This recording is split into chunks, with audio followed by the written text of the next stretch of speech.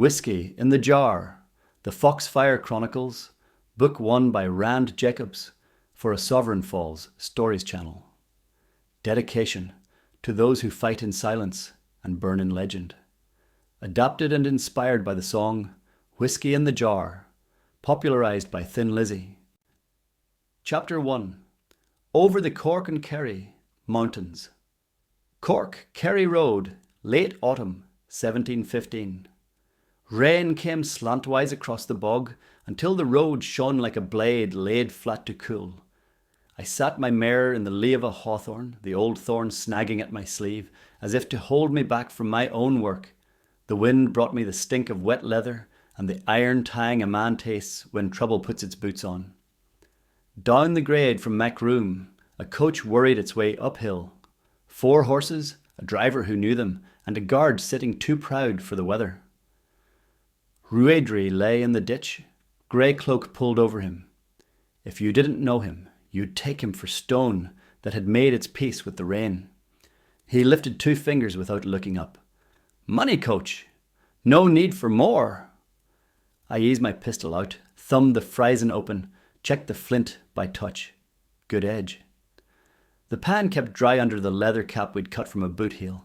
No saints, no speeches. That was my rule. Words make men brave and brave men make widows. The coach drew level. I put the mare's head into the road and let her do what horses have been doing longer than men have been writing it down. Stat and deliver, I said, level as a pew. I kept the pistol low and the hanger loose in my right, because men with choices often take the wrong one if you show it to them. The guard grabbed for the gun under his seat. Ruaidry fired once, neat as a man taking off his hat to a priest. The guard's hat left his head. The man kept his. The driver lifted both hands like a man in church who wants it known he agrees with God on principle. Strong box, I told him. Slow hands. Ruaidry cracked the lock with a chisel's quick temper. Crown silver lay inside, smug, with its own stamp. There was a sealed packet too, the kind that smells like offices and the sort of promises that come folded. I took the coin, left the paper. Burn it, I said. I won't carry other men's threats. Passengers peered from the coach. 2 ladies tried to look braver than the weather, and did well at it. A boy stared at my horse as if she were the devil in a rug.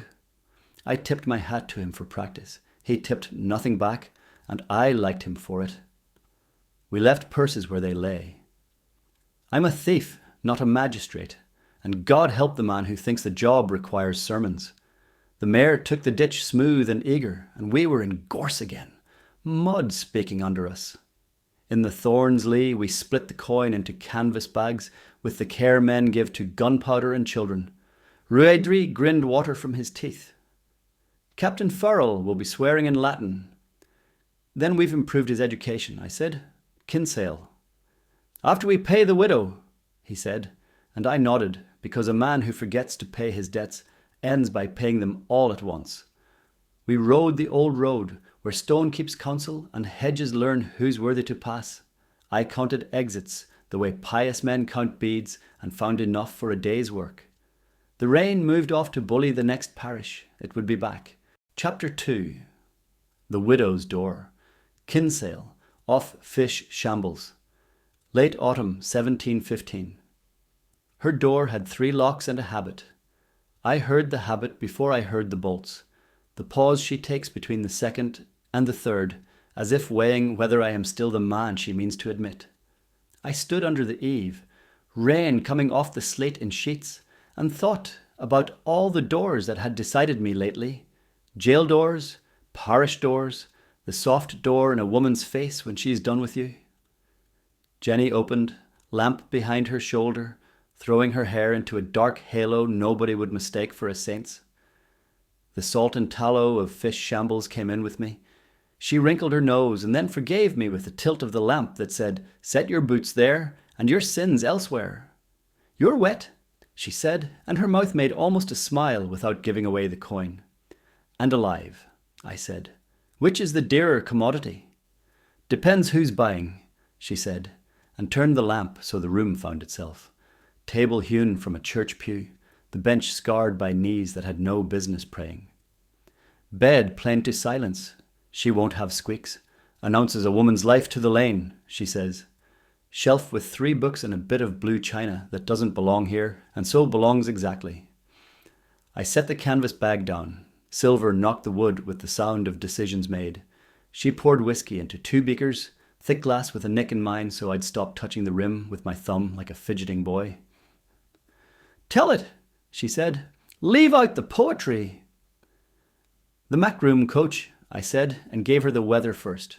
Horses labouring, a guard with a proud spine and a foolish hat, a driver brave only with reins in hand. Then the work, how Rouet Dries shot took the hat and not the head. Mercy paid to the boy watching from the window. How I refused the sealed packet because I won't be a mule for other men's threats. You left purses? She asked without looking up. She already knows the answer, but wants the shape of the man repeated in the room. I'm a thief, not a magistrate. She lifted the board under the bed and brought out the jar. Glass thick as winter light, onions sweating beside it, a pistol in rag. She tipped silver in until the whiskey swallowed the shine. Men are magpies with scripture. Why a jar? I asked, though I'd asked before and liked the answer, and the person who had it. Because no one steals a woman's kitchen, she said. Because glass is honest about breaking. And because the habit of men is stronger than their courage. Habit? A soldier will search a mattress and a scripture and leave a larder. They don't steal hunger, they breed it. We ate bread buttered with a stub of tallow and the sweet crackle of salt. She had salt like other people have secrets. I watched her hands move, quick, neat, the way she unlatches a room and relatches it, behind you when she's decided. What name did he give you? She asked finally, and now we were at it. Captain Farrell, Fort Charles. Her jaw set against memory. Keeps clean books.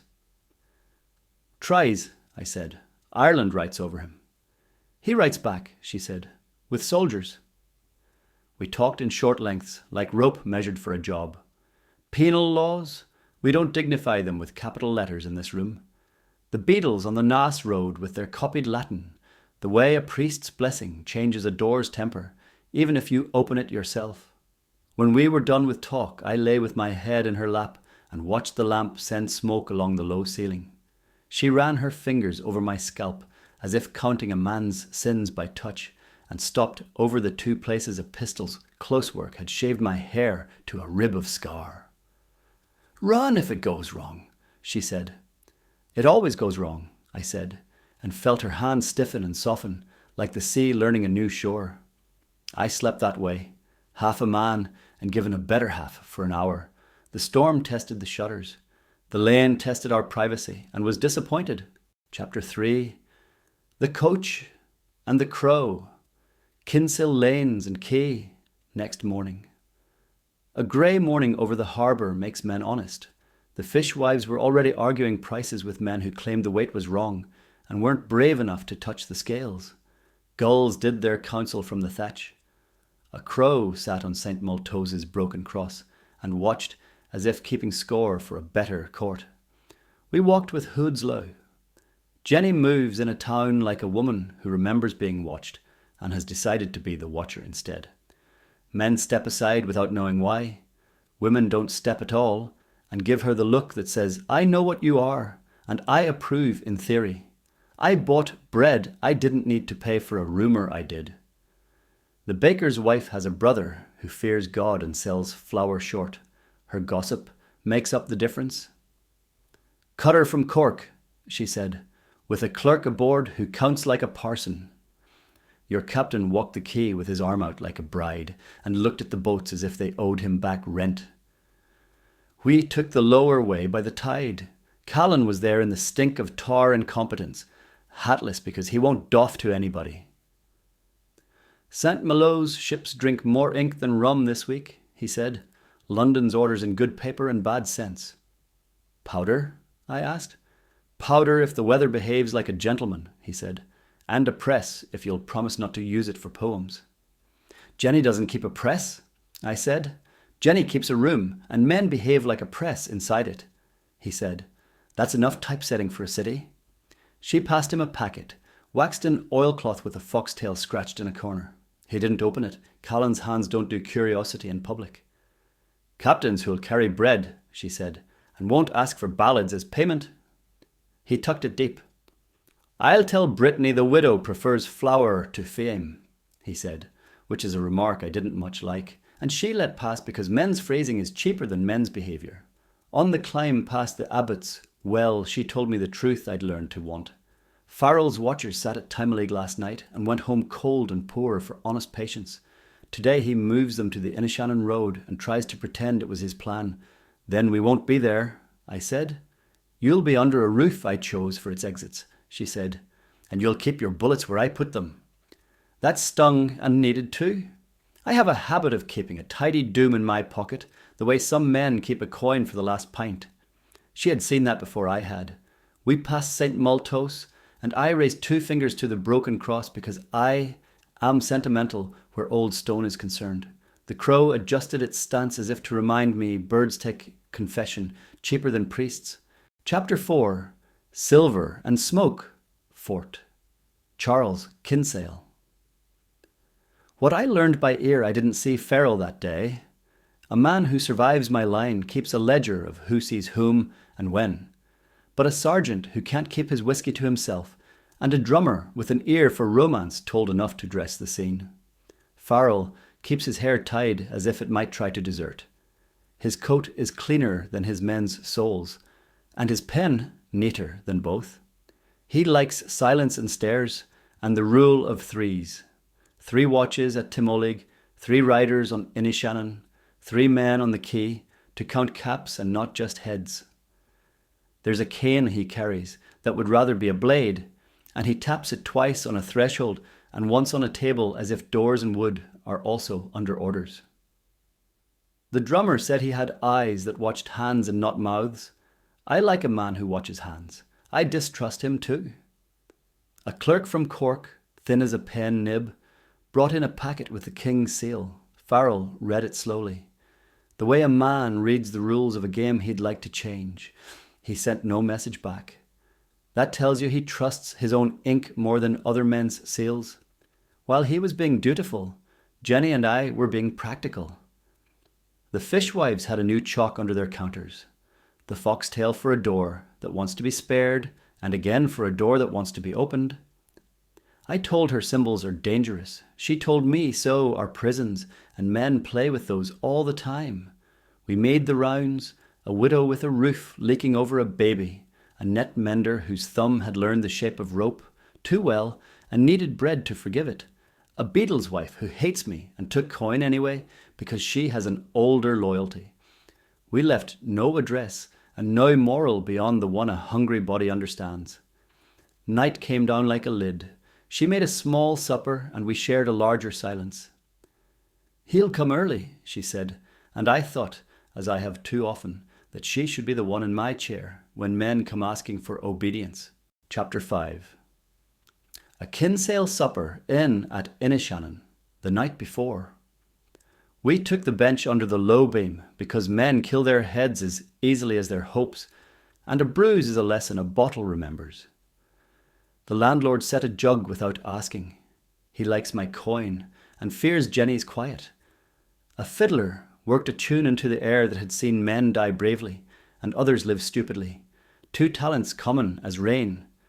Ruaidri came in with a boy whose eyes had learned too many winters early. The boy stood with the manner of something that knows it is about to be sent somewhere dangerous and finds it a relief to have the choice made. Word is, Farrell's men are counting boats as if oars were confessions, Ruaidri said. A cutter at anchor with a clerk aboard denies all knowledge of God or geography. Then we will teach geography, Jenny said, gently at first. Callan sloped in, bringing night and the idea of a river with him. He set a finger on the table, smear of tar, half moon of nail, his way of saying he'd brought a skiff to a corner of the Liffey. No watchman remembers until too late. We ate salt fish soaked in milk and browned in a pan that would never be clean again. The talk came in little pieces between mouthfuls because talk has a bad habit of getting men noticed. Ruaidri spread a rough map Macroom, Bandon, Kinsale, the broken teeth of Old Head. He draws like a farmer planting hedges, straight until stone tells him otherwise. We don't sit in the trap, I said. We pull the bait out and leave the jaw to close on air. And if the jaw learns anger, the boy asked, voice too deep and too steady. Then we teach it patience, Jenny said, with fire if necessary. I walked the yard before sleep. Rain found my neck with the accuracy of a debt collector. Under the eaves, a cat killed a rat with a patient joy you don't like to see in a mirror. I touched the flint in my pistol, then stopped, then took the charges from the wrong pocket and put them in the right. I have learned to heed a woman when she tells me how to live another day. Pride makes graves, where counsel builds beds. Back in the room, I lay on top of the blanket with my boots off and my knives in reach. Jenny's breath found a rhythm I've marched to and from. The beam over my head had 2 old notches from a rope. I watched those notches until I slept. Chapter 6. Old Head, False, Lights. Old Head of Kinsale. The same night Callan says false lights are honest if you tell the sea what you mean. We carried the hooded lanterns along the cliff path with the care of men walking a sleeping giant's ribs. The reef below took waves and broke them into anger and instruction. We set the low lamp first, trimmed tight, so the flame wouldn't chatter like a kitchen maid. On the high perch, Jenny took the shade and worked the shutter with the rhythm only ships and thieves understand. Long, long, short, long, the wrecker's old grammar, twisted now to save hulls we wanted saved and embarrass men who needed it. No drownings, she said. We're thieves, not undertakers. No drownings, he agreed. Just bruised pride and wet barrels. A cutter nosed for glory and found prudence. A lighter with French cloth discovered respect at the last moment and earned it. A small boat with powder slid where it must, a captain thinking of a wife who liked bread more than stories. We took what men could afford to lose and left what they couldn't. Balance is a kind of law where I come from.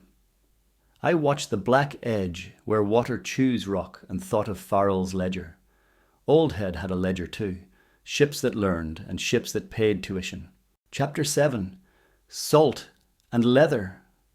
Inishannon before dawn, 1715. The floorboard told on me, a little complaint like a priest, coughing to warn a sinner he has company.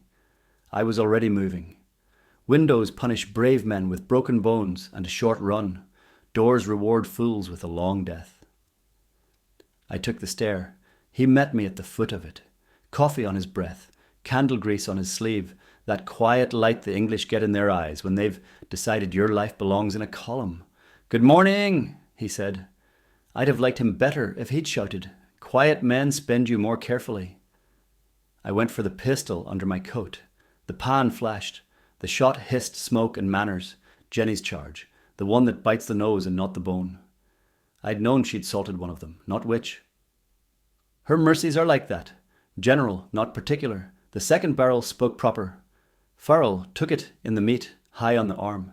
He didn't scream. He cursed, not the word, but me, with the look of a man adding a line to his ledger and underlining it twice. His cane came up, and in that lifted inch I saw the steel in its spine. Not a sword. Too honest. A stiff truth. Chairs broke. A table remembered other uses. I used the room the way a smith uses a forge, not to strike but to prepare the metal. Ruaidry came up at my back and took a redcoat in the knee with the edge of a stool, clean and cruel.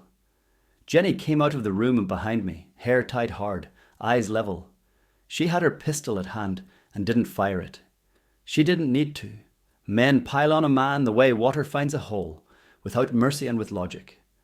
I went down under boots that knew where ribs end and where lungs begin. The sergeant who'd found my ear with his shadow set the cold ring of a pistol against the hinge of my jaw. Breath or hymn, he said, and meant neither. You won't like my hymns, I told him. He smiled without teeth. Jenny stepped back like a woman leaving a room she will own later. I saw her mouth shape a number, 3. It could have been a prayer. I let the dark take me, not like a gentleman, but like a man who has paid the door and intends to come back for change. They tied me with salt-stiff rope and leather straps cut from a beef hide that had once been a living idea. Farrell took a breath through his nose and pressed a cloth to his arm, then nodded to the door. "Dublin," he said to the sergeant, not to me. He tapped his cane twice on the threshold, once on the table, and walked out as if he were leaving a church and had already been forgiven. Chapter 8. Dublin City Road, North and Newgate. Later that day, they put me in a tumbril with a board for a back and none for a conscience. 2 dragoons rode ahead, 1 behind. The sergeant sat on the tail and watched my hands the way a man watches a dog he respects. I returned the favour. The road rose and fell, hedges making their slow grammar along the ditches. We passed a crossroad where an old woman had left a bowl of skim milk for a saint who eats such things. The younger men laughed and didn't drink. I stored their faces. Men who laugh at small pieties usually harm the larger ones for pay. At Inishannon Ford, the right wheel found a hole deep enough to jar a confession from a bishop. I let my shoulder take the hurt and put my hands in a different shape on the rope until the sergeant nodded. Good. We understood one another. No heroics before Dublin. He'd no appetite for blood on the road unless it was polite. We watered at a posting yard near Carrigaline. The innkeeper's daughter brought hot water in a can and looked at my coat where the rope had rubbed it smooth. She gave the sergeant a cup without wine and me one with. I held it to my lips and let my tongue tell me whether she meant kindness or opportunity. Kindness. I drank and invented a blessing for a girl who had chosen the harder trade. We saw the sea at passage and lost it again to fields folded under weather. At the Nass Road, a beetle took down something from a nail, folded it in his hat, and did not meet my eye. Good. He'd live longer for that habit. Dublin came up like a row of bad teeth, chimneys and cold brick, that big mouth of a gate. Newgate smelled of straw that had learned too much history, and lye that had failed to clean it. They walked me in and put my name in a book with the near enjoyment clerks get when they make a line into a verdict. Name, the turnkey asked from behind a face he'd taught to lie, that it didn't care. Cormac O'Dowd. Alias, pick one. He had almost a laugh in him. Prayers? Later.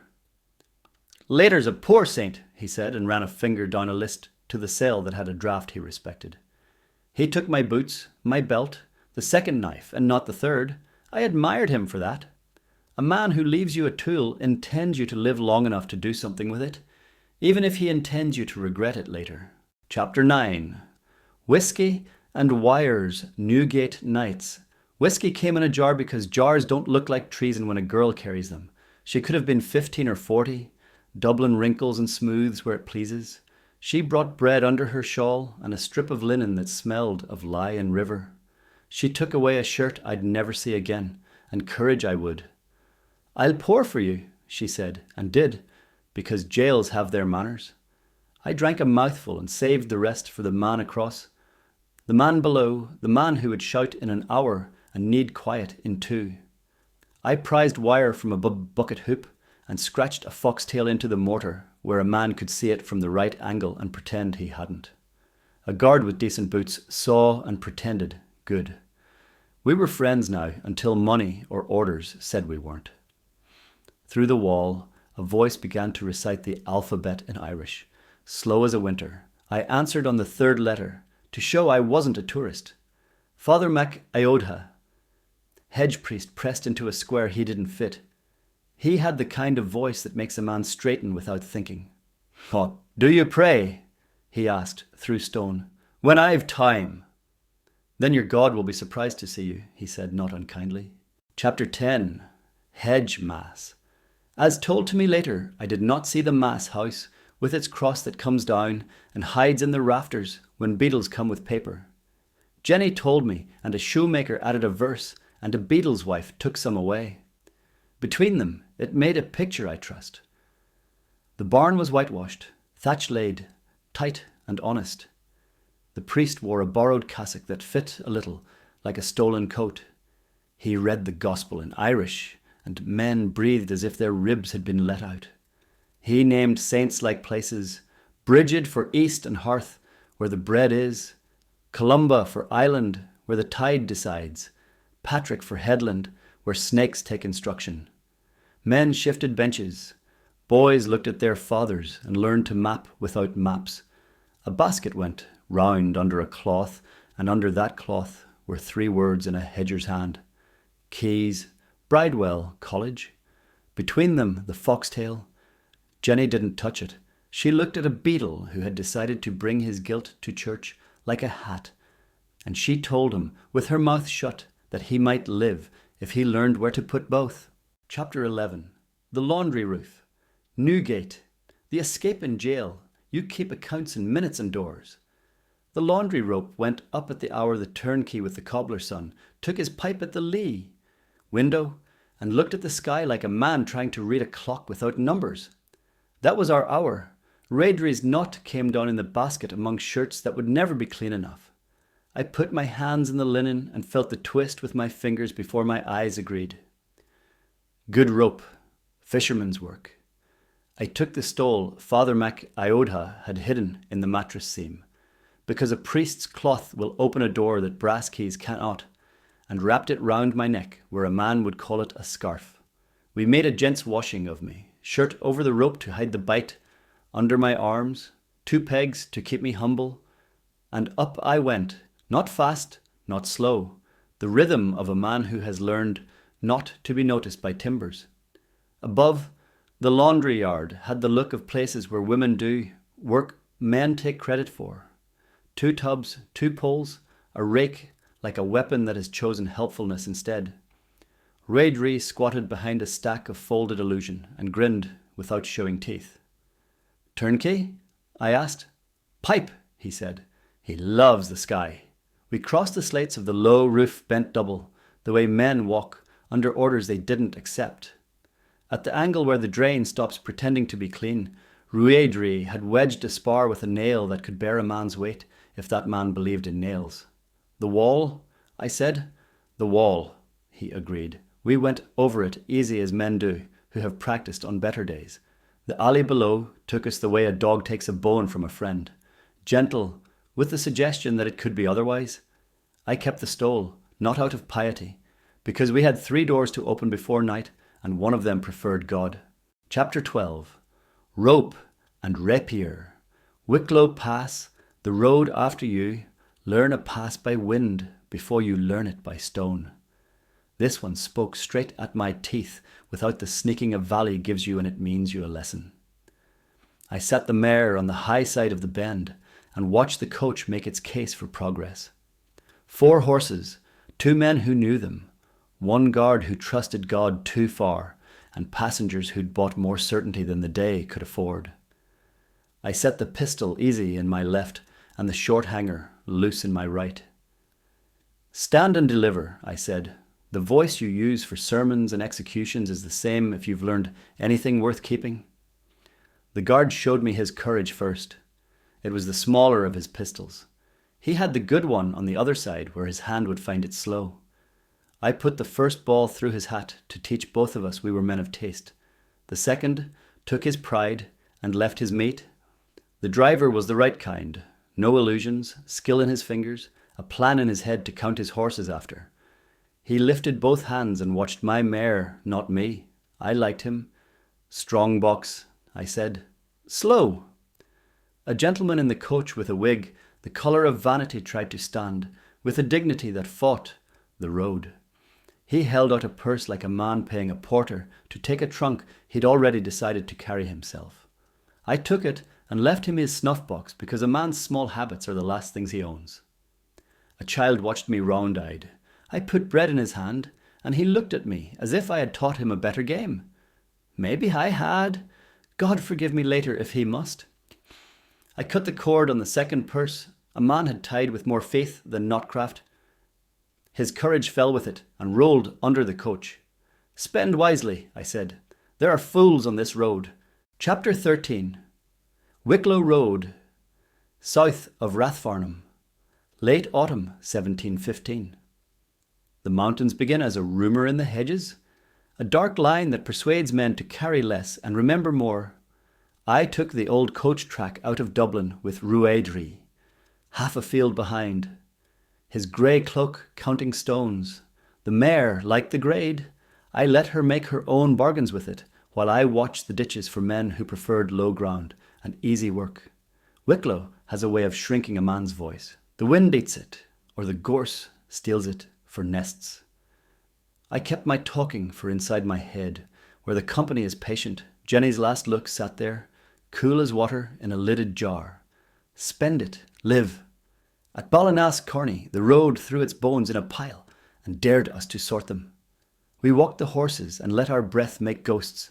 A cart came down with 2 barrels and a man who'd learned to sit quiet even when his load had opinions. I stepped aside and he touched his hat without lifting his eyes. Bad weather, I said. It's English, he said, and drove on. We took a sheep path where the parish ends and the habits begin. A boy with a slingshot watched us from behind a holly bush big as pride. He had the good sense to keep his stone and the bad luck to watch me see him. I lifted a hand, 2 fingers, low. He counted them back and thought he'd invented numbers. By evening, the valley of Glenismole opened like a pocket, with 3 coins in it and no one brave enough to spend them. We slept in a turf shed with the kind of roof that teaches gratitude and mould in equal portions. Rouaderie took first watch because he sleeps standing better than I do lying. I dreamed of lanes that behave and cities that don't. At dawn, frost made lace on the mare's breath. We went on. Chapter 14. Deer Path. Foxfire, Upper Glen Malure. You know you've arrived when the path gives up, pretending to be a road, and the heather begins to vote on your direction. Glen Malure holds its grudges in bracken. I have always liked places that remember. We found the deer path by the simple method of letting the deer tell us. Tracks slid into a notch in the slope where a man could go without being seen, and I let the mare choose her feet while I counted the bracken heads that moved when no wind owned them. 2 boys! Better than men for this work if you can keep them fed and sober and unpraised. You're Fox? One asked when we reached the ridge and pretended to be surprised at meeting strangers where strangers do not come. I'm mine, I said. You? Cian, he said, and my brother is Hunger. Then you'll work, I said, and he smiled with everything but his mouth. We went down the far side where gorse wore yesterday's fog.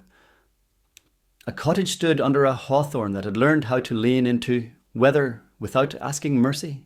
The woman at the door weighed me with the hard scale grief uses. Behind her, the hearth kept a small fire because that is what hearths do when men have outgrown them. You'll want none of my bread, she said, but you'll take it. I'll pay for it, I said, and laid 2 coins flat on the sill. Not offered, not begged. And your boy will stand watch at the ridge 3 nights and be paid again for the work. She looked at Rouaderie. He nodded once. The nod got us farther than money. Night fell as if dropped. We ate what she gave without compliment. Words are dearer than flour. When her boy slept, she told me, in a voice that kept itself small, that beetles had come 2 days since and chalked doors for the tithe, cart and the rope levy. They wrote names on a paper like a priest writes sins and left with nothing because winter had eaten before them. What did you do? I asked. I hid the last pig in the priest's hedge, she said.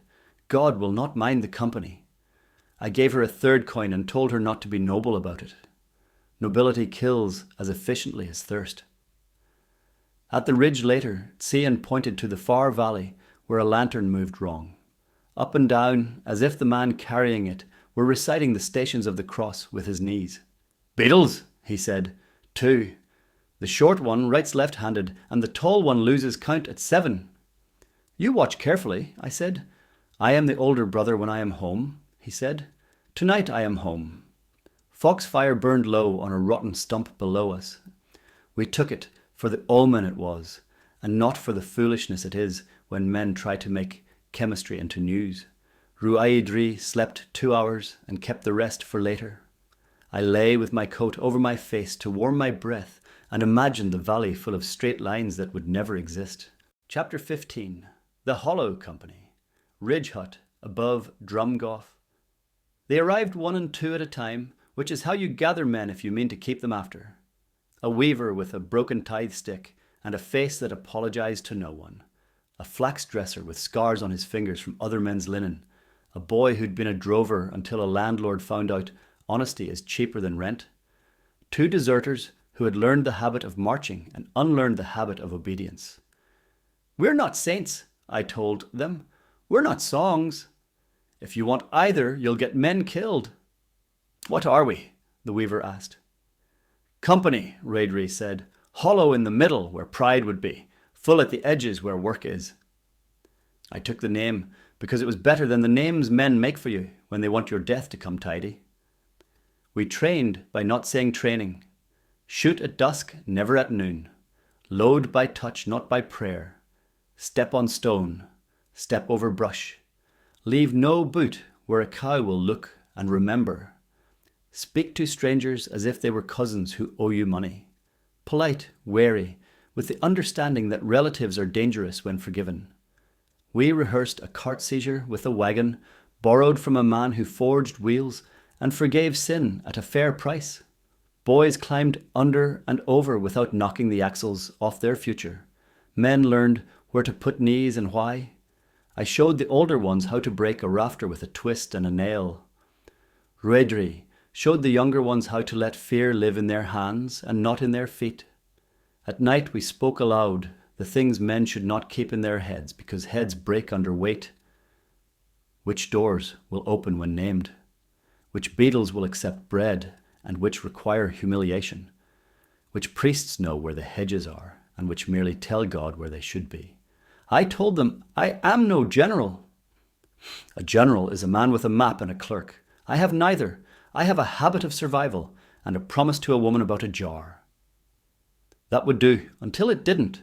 Chapter 16. Tithe and Tallow. First barn, near Rathdrum. You burn books first. It's not poetry, it's arithmetic. The tithe barn was a square of stubborn timber with a lock made by a man who admired his own work. I admired it too and cut it anyway. Inside ledgers sat under a fresh skin of dust, entries neat as an English garden. I warmed one with a lantern until lemon tails rose and told me things a priest wouldn't say from a pulpit. Maintenance paid to beadles who could count. Removals of boys from ropewalks to ships. Gratuities to men who taught hunger to behave in public. I read names and did not say them aloud. A man should not feed a fire with someone else's sons. We carried sacks of oats into the lane and left 2 under a thorn, where a widow I hadn't met would find them and swear she hadn't. We took 3 sacks of barley because men will drink whether you teach them to or not. Better the barley comes by our hand than by a landlord's. We smashed the seal on a keg of tallow and left the rest. A parish can starve a week or light a season. I won't do both to them.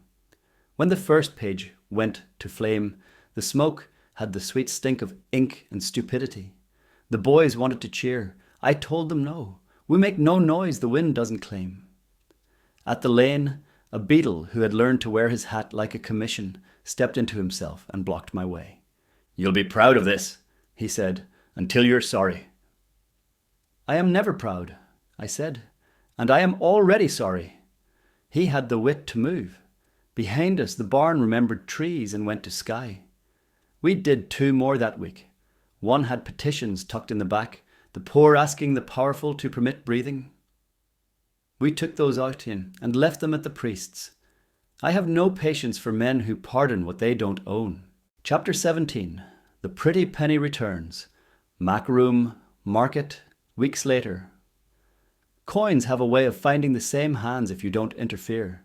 We interfered in public. Macroom on market day smells of cattle and confession. We set up by the far gate where the drover's curses run out of breath. I stood on a 3-legged stool a cooper had ruined and kept, and breathed like a man about to do surgery on himself. "Come," I said, not loud, "take what was taken by men who own more ink than sense." Jenny's rule was simple: coin to hands that would spend it on bread before boots, bread before whiskey, whiskey before songs. I obeyed with more zeal than I'm given credit for. Children came with mothers, mothers came with reasons. Fathers sent cousins because pride is a small lord.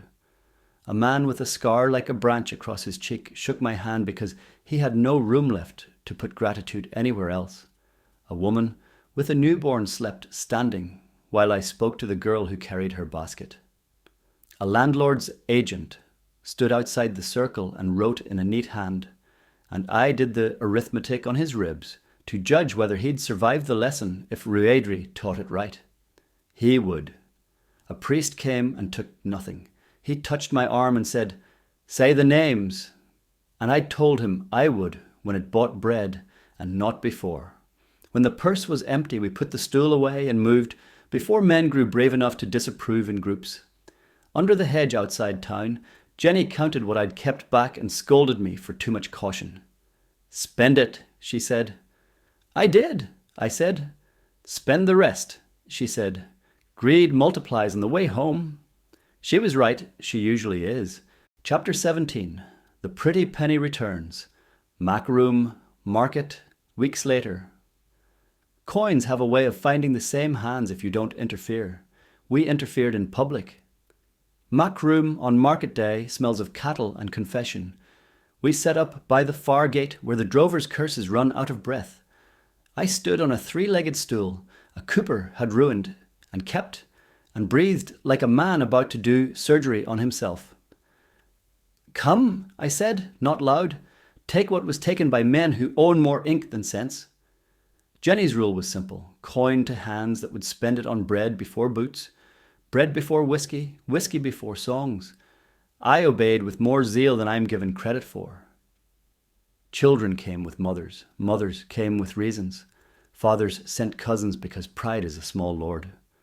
A man with a scar like a branch across his cheek shook my hand because he had no room left to put gratitude anywhere else. A woman with a newborn slept standing while I spoke to the girl who carried her basket. A landlord's agent stood outside the circle and wrote in a neat hand, and I did the arithmetic on his ribs to judge whether he'd survive the lesson if Ruaidry taught it right. He would. A priest came and took nothing. He touched my arm and said, "Say the names." And I told him I would when it bought bread and not before. When the purse was empty, we put the stool away and moved before men grew brave enough to disapprove in groups. Under the hedge outside town, Jenny counted what I'd kept back and scolded me for too much caution.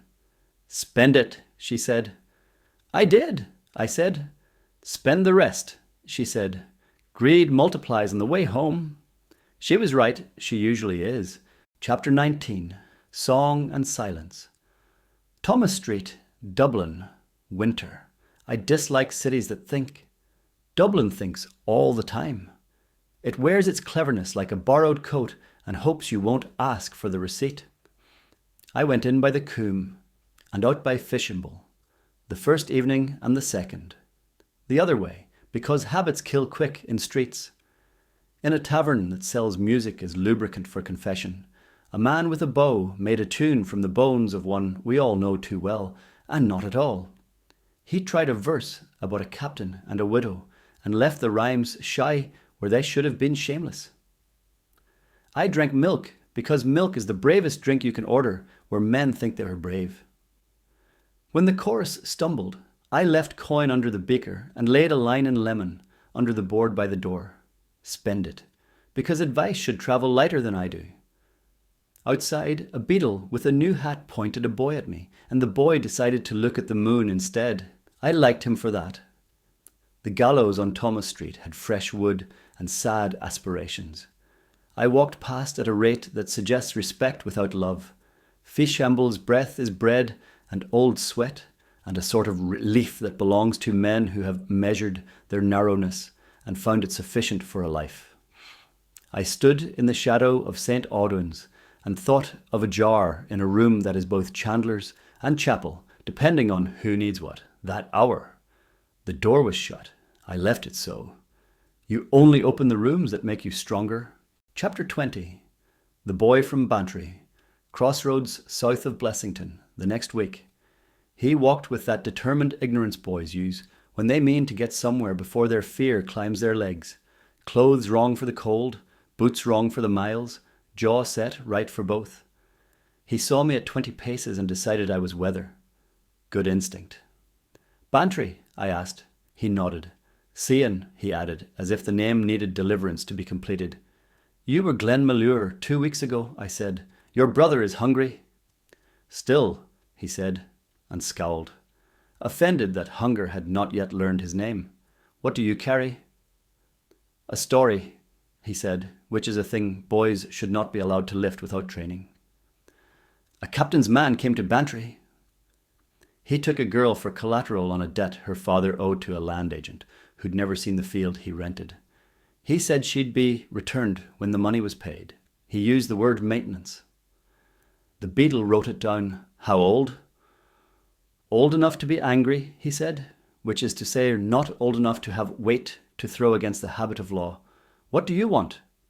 A job, he said, and for you to make a man fall down. I can pay the debt, I said. It won't stop the habit. He kicked at a rut, sent mud to a ditch that deserved it. Then break the habit, he said, and pay the debt after. We went to Wicklow together by ways the English name later when they need maps for prosecuting kindness. At the Ridge, we ate bread and onion, and he told me what he'd seen from behind a holly bush the size of a confession. The beadle's hand, the agent's smile, the girl's steadiness, the father's arm tied to keep him from hugging his own death. Names, I said. He gave them. I put them into my head where names live in rooms without windows. That night, I did the sums on the cost of a man to another man, balanced in coin and powder in winter. In the morning, we went down to pay. Chapter 21. Powder under pews. Wicklow Parish. Frost morning. A church built of fieldstone holds heat exactly as long as the sermon, and no longer. I went in before light with a stole in my pocket and a key that had learned the lock by touch. The door coughed once, the kind of noise that makes men cross themselves when they don't remember why. Father MacAodha's man had left the nave bare and honest. Splintered benches, a plank altar, a Madonna carved by someone who'd loved a different woman and hadn't the nerve to admit it. Under the third bench from the back, 2 loose pegs, 1 new nail, was our powder. Goosequill fuses nested in a linen roll, the kegs wrapped in old surplices as if holy cloth could keep sparks from remembering their work. I lifted 1 keg and listened to it, the way you listen to a drunk uncle. Will you behave if I carry you home? Good granulation. Callan had his pride. So did St. Malo. Boots outside. The wrong time for piety. I kept still and counted. 2 men. No discipline in the pause. Beadles, not soldiers. The door latch tried itself. I set the stole on my shoulders and put a hand on the Madonna's plinth as if I were blessing her instead of using her for cover. When the first beadle stuck his head in, I had the look men respect, ownership without explanation. Mass is not called, he said, already half apologizing. It is when I say it is, I answered. Leave your hat at the door. He touched the brim without meaning to and stepped back into the cold. The second stayed, to make certain I didn't invent a new gospel. He sniffed and smelled powder because God enjoys jokes.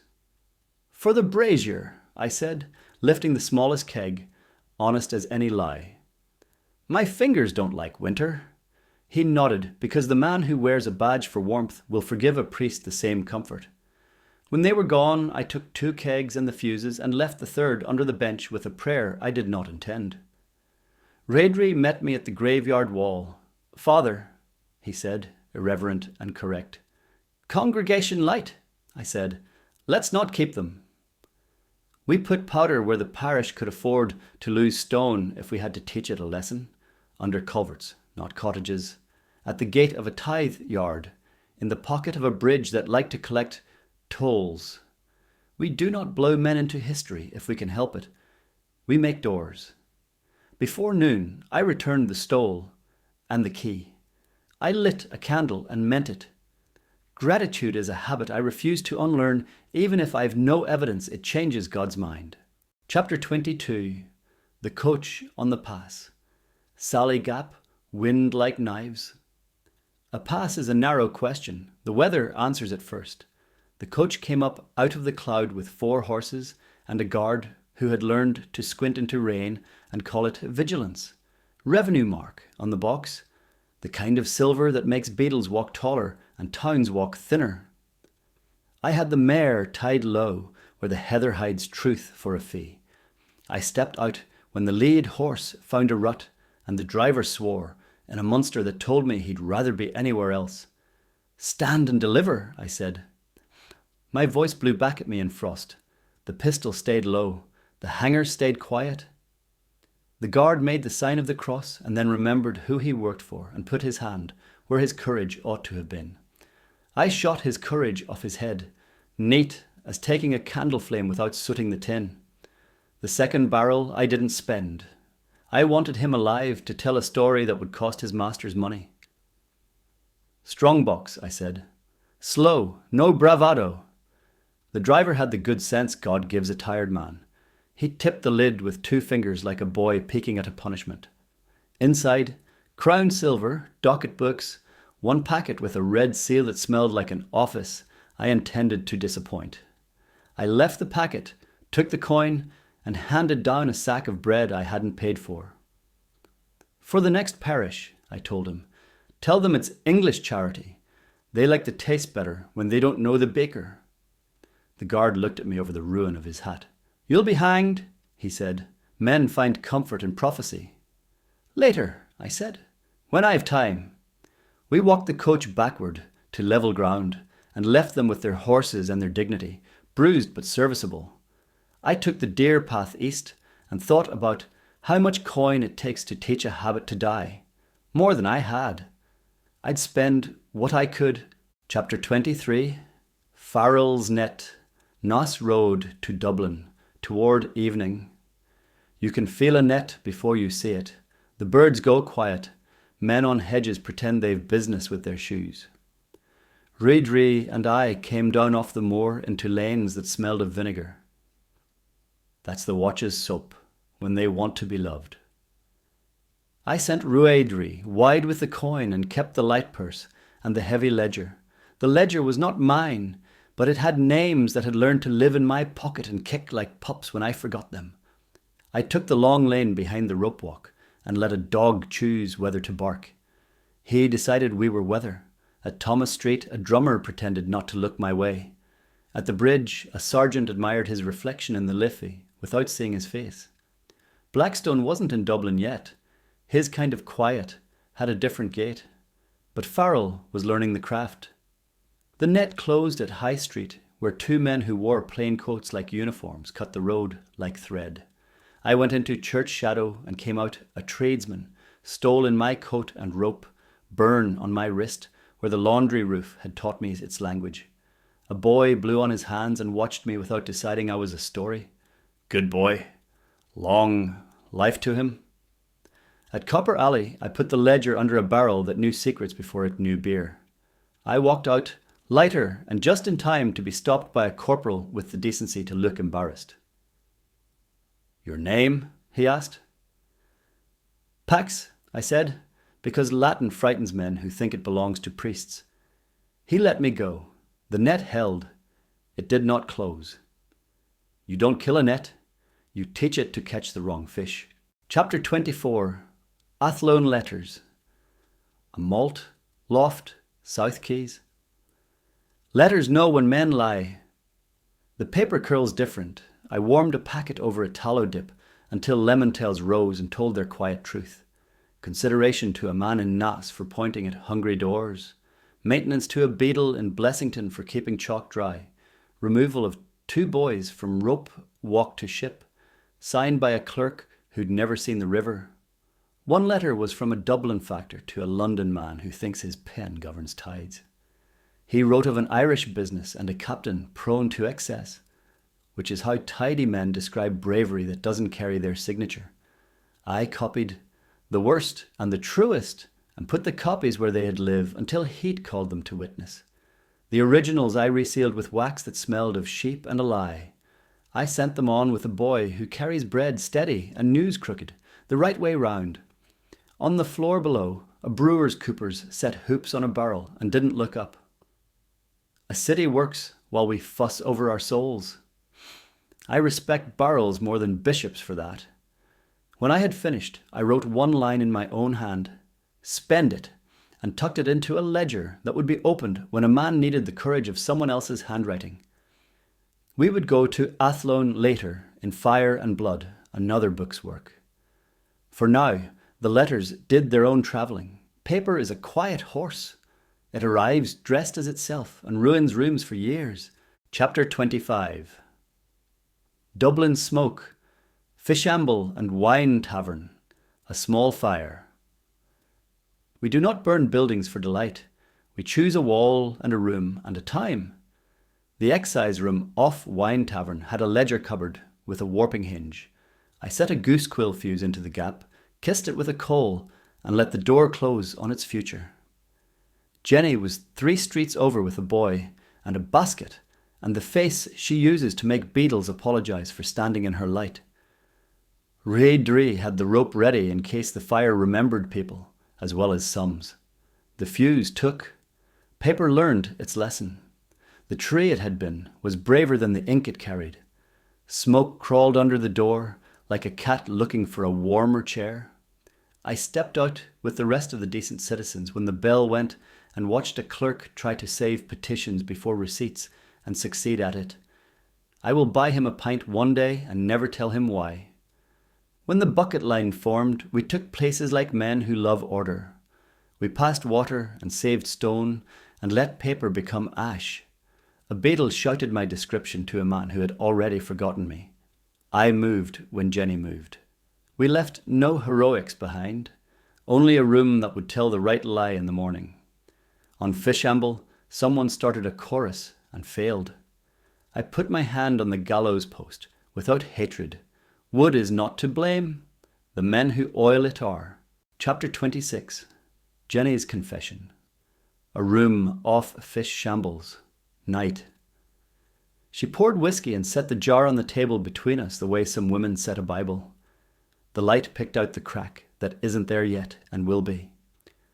We had come back from fire with our lungs hot and our hands clean enough for bread. "I salted one of your charges," she said, before the drink could make the truth look chosen. "At Inishannon." "I know," I said. "You didn't then." "I knew you'd do something," I said. I didn't know which something. She took that like a woman receiving the right change for a debt paid in the wrong coin. "I did it because I won't bury you for the sake of a tidy song," she said. "A dead fox is a story. A living one ruins ledgers." "You betrayed me," I said, "to weigh the word, not to stab with it." "I kept you useful," she said, unblinking. "We don't get clean choices. We get costs." I drank. The whiskey had the taste of a road you have walked twice in one day. "Do it again," I said. "I already have," she answered, and the room forgave both of us because there were other men in it, and they needed the air. We spoke of Athlone then, and letters that liked London better than bread, and boys who would be taken if we didn't teach the habit of taking to fear us. We spoke until the lamp blued, and the jar looked like a saint's reliquary, which is an insult to saints and a compliment to jars. When we slept, it was in turns. When I woke in the dark to her hand on my chest, I didn't mistake it for comfort. It was a weight to keep me in the world. Chapter 27. A Knife's Mercy. Nass Road. Hedge frost. The beadle who'd added names to a list that would have eaten 3 boys was drunk on the bravery of not being alone. 2 watchmen with cudgels, 1 with a conscience. I took them at the bend where the lane pinches men into better manners. Steel speaks plain if you let it. I put the cudgel man down with the flat. Sleep, not sermon. The beadle raised his quill as if it were sacrament, and found my knife at his throat where penmanship cannot help. "Say the names," I told him. He said them. He said them like a man saving himself. which is all right by me. A saved man spends easier later. Why the additions? Rent, he said, and a landlord's bailiff who learned mercy in Dublin and forgot it coming home. I thought about opening him the way a butcher opens a pig, cleanly, to teach a village the proper use of fear. I put the thought down. We don't build the Ireland we're fighting by doing the work better than the men we replace. We do it by charging them double for their sins. Go, I said, and when you write again, remember your own name is easy to spell. He went. I left the watchmen on their backs to consider careers that use their hands for something else. We took the boys' names off the list before dawn. A priest burned the tail of the page over a candle and called it a mass if anyone asked him later. Chapter 28. A Night of Doors. Dublin, laundry roofs and alleys. Doors have habits like men. You make a map of them and you can walk a city blind. We had 4, 2 to open, 2 to jam. Bridewell's north latch had a complaint you could feed with a sliver of oak. The ropewalks side gate took a turnkey's rhythm and a priest's stole, which I still carried because shortcuts like sacraments are rare. Rouet Dree was shadow and orders. The lads were flour sacks and apologies. Jenny set boys at bells to miscount without pride. I took the Parliament Street watchroom with a basket and my best face for men who like to be bought. Bread for the sergeant, I said, and set it down where the ledger could smell it. While he weighed crusts against conscience, I weighed keys against my thumb and left a shaving chit marked with lemon where the next bribe would find a ghost. We opened a door for a boy who had learned rope burns and not wages. We closed one on a beadle who had learned the difference between a parish and a shop. We mislaid a key. We replaced another with its twin that liked the wrong drawer. At Fishamble, the bell coughed once and the gallows looked like a post that had learned a more honest trade. We didn't cut it down. We taught the lane to walk around it without looking. Before dawn, I warmed a page in a room that smelled of tallow and old bread and watched lemon tails rise like saints being polite. Names walked out of air and into our pockets. We would spend them later. We spend everything in the end. When the city found its breath again, it believed nothing had happened. That's how you know you did the work right. The proof is that order doesn't notice you taught it new manners. Chapter 29. The road to Naas. Naas Turnpike, sleet coming crosswise. The road to Naas is a long thought in bad weather. Hedges with their backs up, ditches fat with last week's decisions, milestones notched by men who like to count what doesn't save them. I rode, without talking, Ruaidery, half a field off, his cloak making a second horizon when the sleet lifted enough to admit horizon still existed. Word travels on the Naas road the way tithes do, through hands that dislike being watched. A cooper at the toll told me in the price of a mug that Farrell had been seen 2 nights running near Kill, riding with a sergeant who didn't take drink and a drummer who did.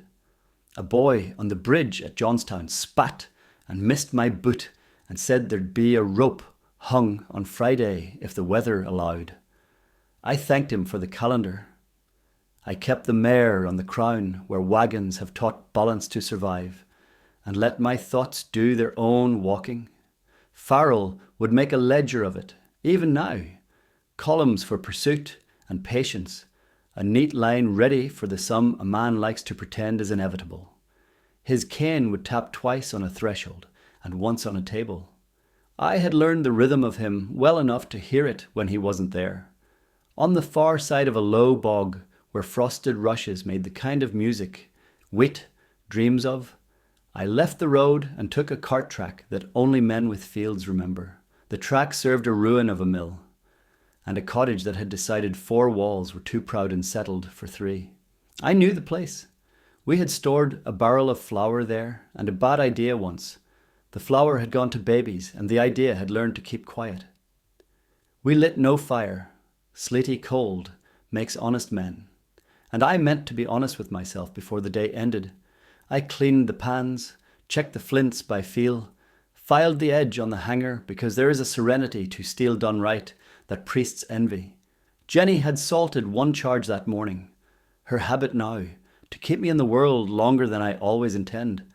I moved that charge to the left pistol, so my right hand would do the killing if killing was today's arithmetic.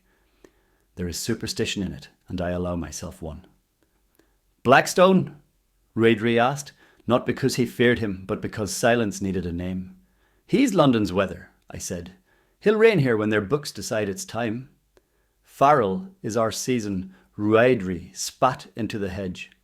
Then we harvest, he said, and wrapped his cloak around the thought until dawn. We took the lane at grey light, when a man's face is an argument. The turnpike keeper lifted the bar and pretended to find the sky interesting.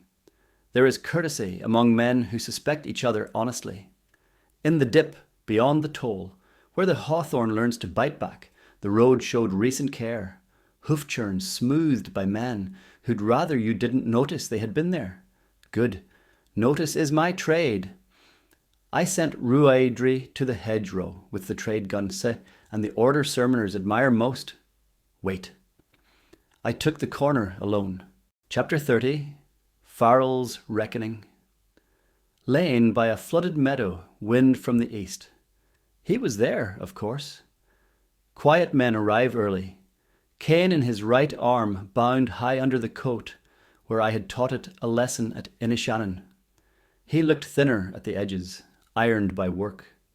The sergeant with him had a face that belonged to a priest who'd lost a bet.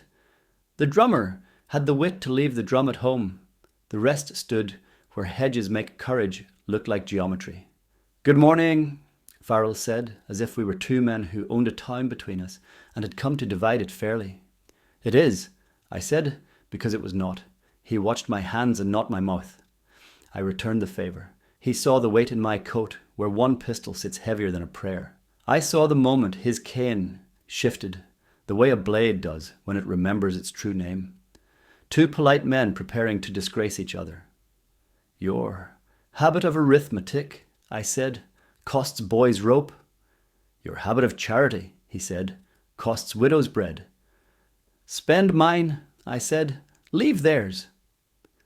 Governments don't run on mercy, he said, and I felt a flicker of liking for him because he did not dress the truth. They run on sums men hate to write and less to read. Then write this, I said, and moved. The first barrel spat smoke only. Jenny salt, her hand on my shoulder from a distance, a ghost of prudence. The second bit, he had expected one. He had not expected two. The cane came up, and the thin steel under it found air where my ribs had been. I put my shoulder where his plan wanted meat, and the steel glanced the way bad counsel does when it meets stubbornness. He stepped in wrong, brave and wrong, and his foot sank in the soft, at the lane edge where a cart had chewed. I don't like to beat men by mud, but I like to be alive, more than I like to arrange poems. The hanger did its plain work, no flourish, no saints. A cut. Men forget how to describe in polite rooms. He went to one knee with the dignified astonishment of a clerk who has added a column wrong and knows it. The sergeant lifted his pistol, and Ruaidry's trade gun spoke from the hedge as if God had been hired to keep accounts honest for once. The sergeant lay down to reread his life. The drummer ran, nowhere useful. Farrell looked up, not at me, at the hawthorn above my left shoulder, as if the thorn might adjudicate between us. The wind tasted of iron and sheep. He tried for the cane, and I stepped on it with my boot, gentle. Enough, I said. Quite, he answered, and something like a smile moved at his mouth without meaning it. You'll be sung wrong, he said, by men with bad ears. I don't plan to listen, I said. He lay back with the expression of a man who finally finds a chair that fits after a day of naught. No grand words. Grand words belong to men who plan for witnesses. I tucked his coat to warm him the way habit makes a man polite when there's no one to scold him if he is not. We put him off the road and laid the cane beside him because objects prefer their men. I took nothing from his pockets. I leave that to those who need proof more than I do. We went away by the low meadow where the flooded field made a map of the sky. A rook shouted opinions. I let it. At the toll, the keeper looked at my hands and asked me if the weather was set to improve. It will, I said, for some. Behind us, a drummer remembered where he had left his drum and decided not to go back for it. Chapter 31. Musha Rain, Thomas Street and the Coombe, evening. The rain in Dublin is no finer than men's intentions. It comes fat and confident off the Liffey and washes less than it intends. I went in by the Coombe with my hat low, and the mare glad of cobbles after muck. Raidry went elsewhere because quiet victories make noise if two men try to carry them. The tavern on Thomas Street sells music the way other shops sell candles. Dear, necessary, liable to gutter in draught. I took the corner with my back to a post and milk in a mug to insult the brave. A beau lifted a tune that had slept somewhere west and come east to learn manners.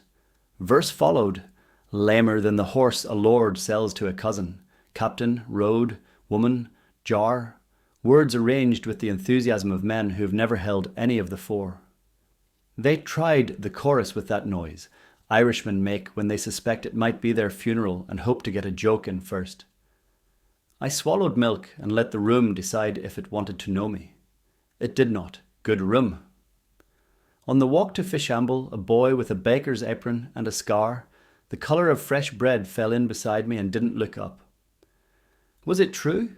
He asked, as if talking to the cobbles. Which? The captain near Nass, he said. My uncle said he had a cane that was a sword until it wasn't. Your uncle hears well, I said. Will there be hangings? He asked. There are always hangings, I said. The trick is to teach them to run out of oil.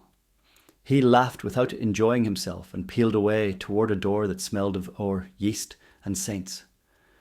On Fishamble, the gallows shone wet like a sermon. I put my hand to the post. Wood remembers the men who touch it gently. I am vain enough to hope. It remembered me gently. St. Audouin's had two lights, one for God, one for a woman who prefers counting to prayer. I stood in the porch and let my coat drip into stone. A man going out nodded because rain makes cousins of us all. Jenny opened before I knocked. You're early to be late, she said, and stood aside. I finished a column, I said. Make me the sum, she said, and poured the jar. Chapter 32. Whiskey in the jar. St. Audouin's back room, Fishamble.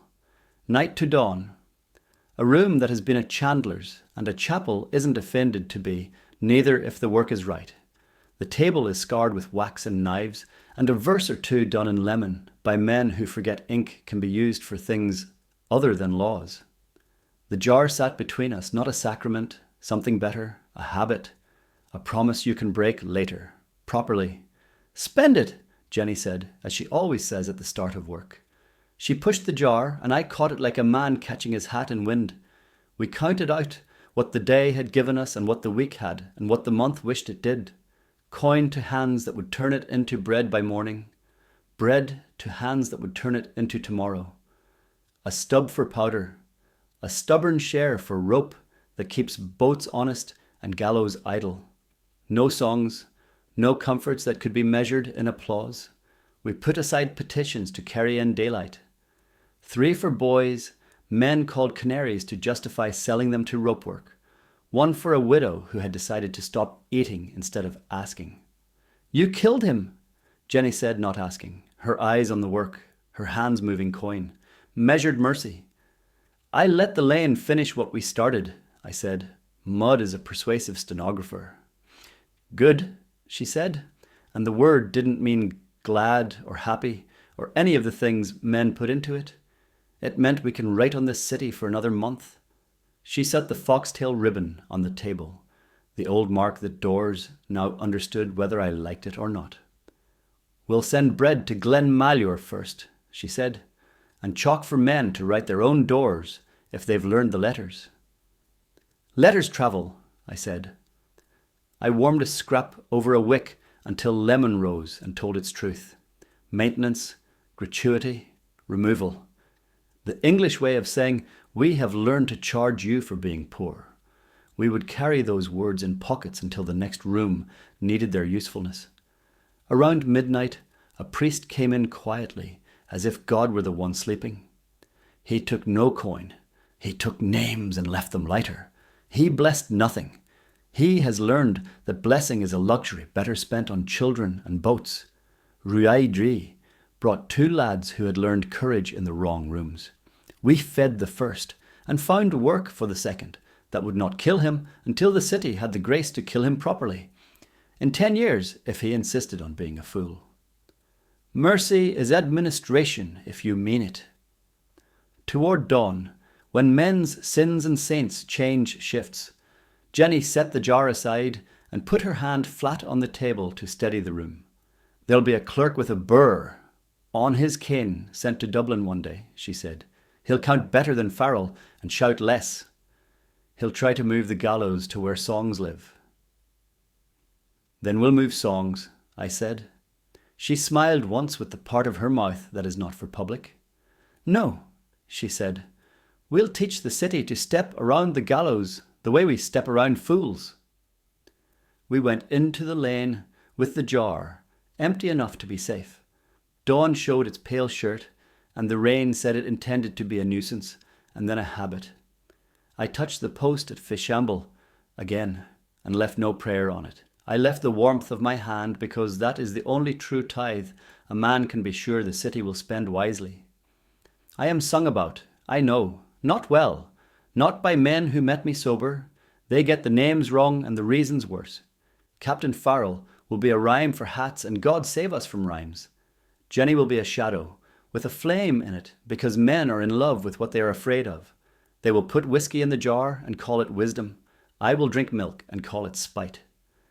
But when the jar comes out and the room fills with the small noises honest work makes, I believe in countries.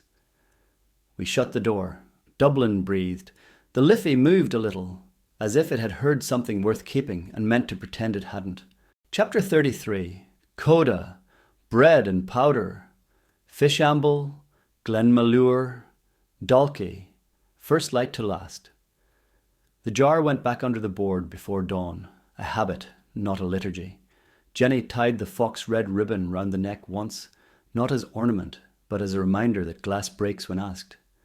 We walked the carts out of Fishamble, in a weather that meant to be rain and settled for decision. Bread first, powder after. That is the order that keeps lads from becoming saints. At Thomas Street, a baker with flour on his elbows and a rosaries patient took the first sack without counting out loud. For the Ridge cottages, I said. He looked at the sky as if it might write a receipt. Jenny watched his hands, not his mouth, and was satisfied. On the coombe, 2 boys shouldered loaves and the responsibility that comes with them. I told them to be clumsy with their feet and careful with their eyes. If a beetle smiles, you've gone wrong. They laughed, then didn't, and I liked them better for the second thing. We took the road south by the long way that prefers hedges. Glenus Mole let us in without comment. At the hawthorn above Glenmalure, the wind made the offering ribbons lazy. Even saints sleep when bread arrives on time. We left flour where walls had remembered to stand, and coin where pride would do it was harm if handled badly. At the widow's, a pig snored under a bench like a man forgiven. She put a loaf on the table and did not ask us to eat it. We ate anyway, because refusing charity is a vice that dresses as virtue. Her boy Cian had grown an inch of responsibility and an inch of silence. Both suited him. Beetles? I asked. Not since the last chalking blew away, she said, and set a hail of bread by the door for a saint who answers to common sense. We left at noon, with less weight and a better argument with God. On the pass, the mare found her own feet, while Ruaidri counted clouds. He cannot help inventorying weather. It's why men follow him in fog. Powder after. We took Dalkey by the animal track, skirting cottages that know our names and pretend to forget them. Callan had the moon shadow sitting wrong on the tide, in a way that would make any officer think her owner a fool. It is one of his more useful lies. Bread before ball, he said, approving the order with his mouth, while his hands reached for the crate that weighed like a decision. 2 chests. Good corn. Dry as a sermon. We moved the kegs into carts that had carried stone yesterday. Goosequill fuses wrapped in linen like bishops. A small box of type, minims and serifs, asleep like teeth in a jaw, went under Jenny's skirted bundle. No poems, Callan said, and no saints. No promises, Jenny said. He tipped me the weather. Cork cut her out of her depth. Dublin Watch thinks vinegar makes them invisible. London has sent a letter to a man who measures quietly. Blackstone, I said. You know the name, he said, almost pleased. Then you know the kind. We walked the shore when the carts were gone, to avoid looking like men who had moved anything worth notice. Rabbits outran our conversation. Muglins bit the sea in its old place. Callan told me a joke about bishops and bilge pumps that wasn't funny and still helped.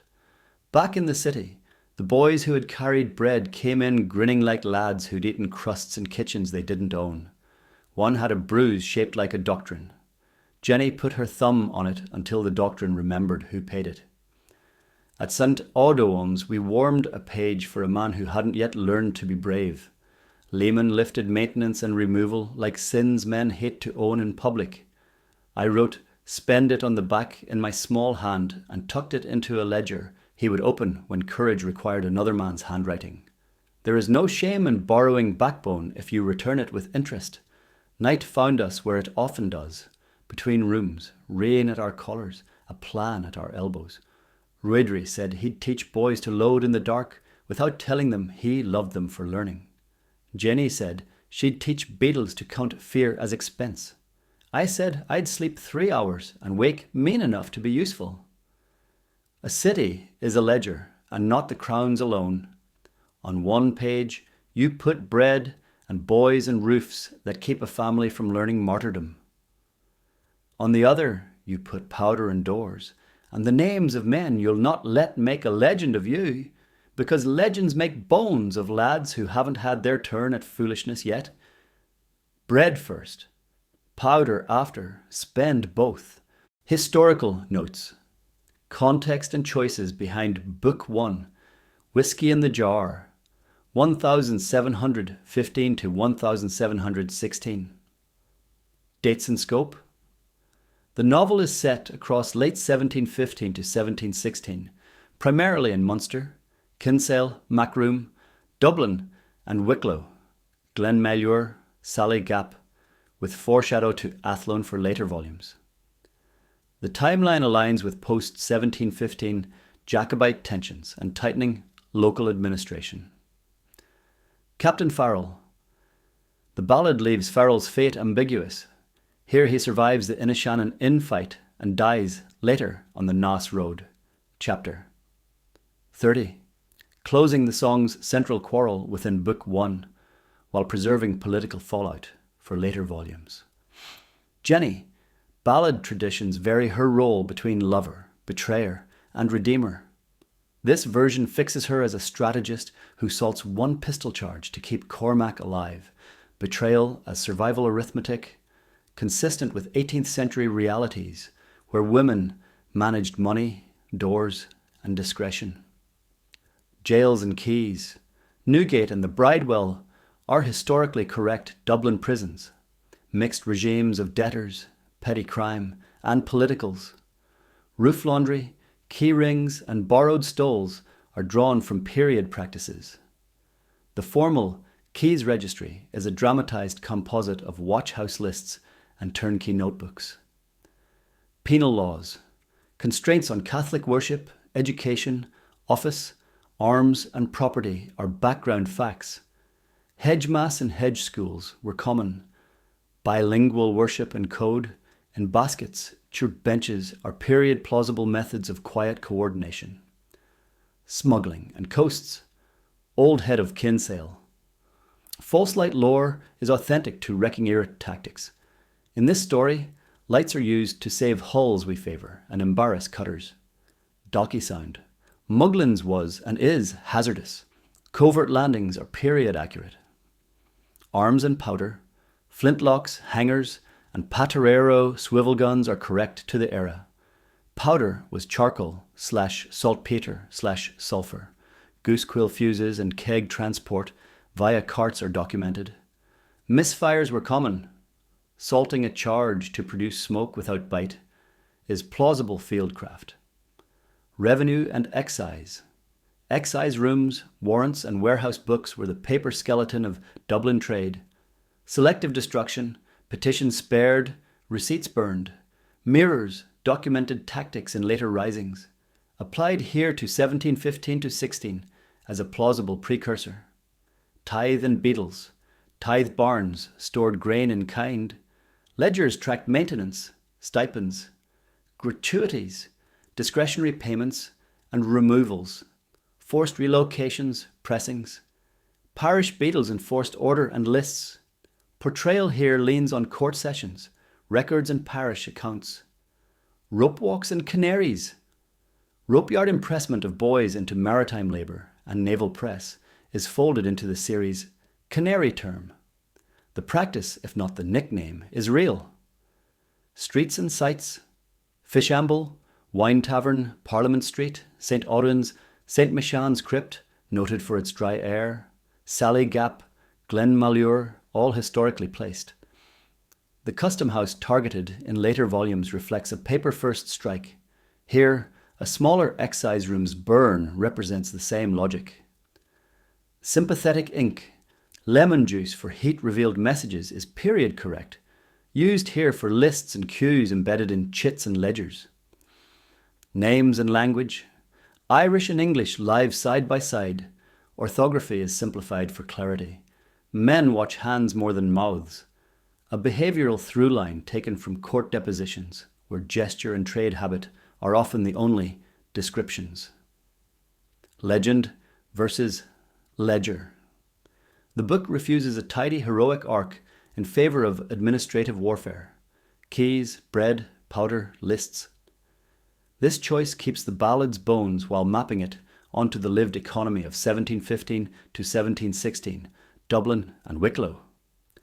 Glossary terms, places, trades, 1715 to 1716. Beadle, parish - bailiff officer enforcing order, tithes and lists. Often the hand that writes maintenance/gratuity/removal beside names. Bridewell/Newgate, Dublin jails.